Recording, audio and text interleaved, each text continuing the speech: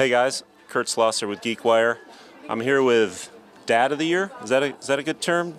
Father of the Year, Halloween Provider of the Year, Jon Chambers from the. I did this for selfish reasons, so no. Jon Chambers. We're here in Seattle's Ballard neighborhood, across from Whittier Heights Elementary. Jon Chambers has been for the last 2 weeks laboring on what might be the coolest Halloween decoration we've ever seen. It's Diagon Alley from the Harry Potter book and film series. You got to be familiar with it. There's 700 or so people who have come through here tonight, and they're making themselves familiar with it. Jon, why did you do this? I did this for a number of reasons. I've always wanted to do something really cool for Halloween and Christmas. I did it for my kids who have been like on a Harry Potter craze for the past couple of years. I wanted a good reason to quit my job and do something cool.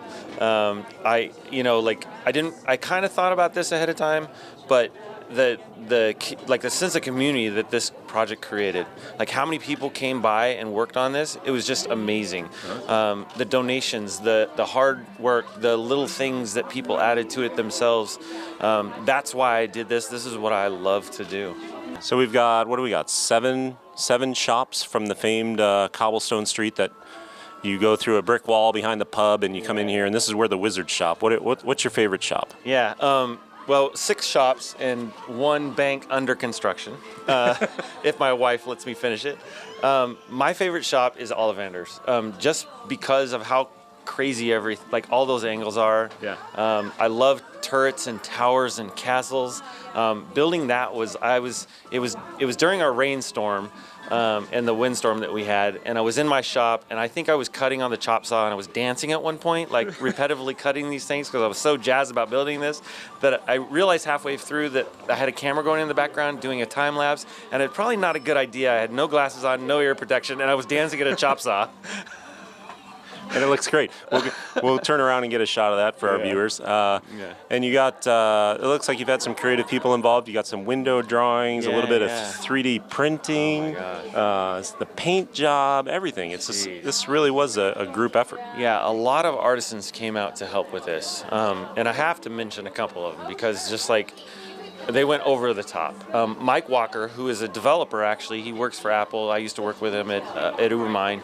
And he's recently, kind of like myself, he's just kind of got into metalworking, whereas I do woodworking. And he made all the signs. Like, I gave him some doodles. He took them to his shop, and a couple days later, he came back with all these metal brackets for the signs. And it was just amazing.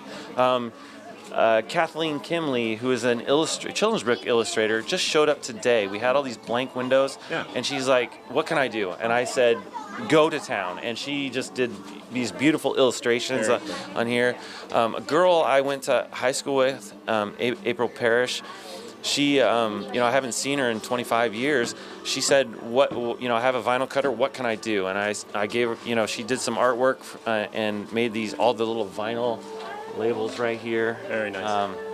And just, my neighbor Bill, he's been amazing. Like, friends I haven't seen or done things with in quite a while just come over and helped out. Like, it's been a great ride. So you got a lot of help came in. You're clearly giving away some candy tonight to the little trick-or-treaters, many of whom are dressed as little Harry Potter characters. I see Hermione passing us. What are you also hoping to take in? There's a charity element to this. Yeah, for sure. So all proceeds from tonight are going to pancreatic cancer research. It's something that, with a recent death in our community, the tech community in Seattle, it hit close to home, and it was something that my daughters particularly, they were upset by the fact that there wasn't a cure for this affliction, this thing that happened to him. I actually did consulting work at Apple. I met Steve Jobs on the campus once. He was my idol, and he died from pancreatic cancer.